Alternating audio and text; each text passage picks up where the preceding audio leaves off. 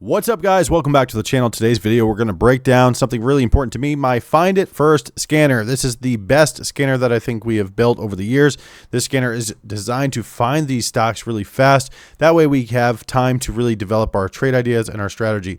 We can see that right now, as I'm making this video, NUKK is hitting new highs at 71.70. The first alert was $1.70 at 8:03 a.m. Eastern time on Tuesday. That was over here in this area. $1.70 is the first price alerted. $67.77 was the high. We can get rid of this right now because we're now hitting new highs at $73. Guys, incredible type of move here.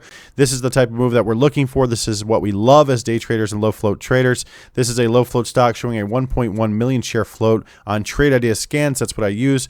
NUKK 8:03 a.m. Eastern time, $1.70 price alerted, hitting $73.32 and still gapping up as I speak.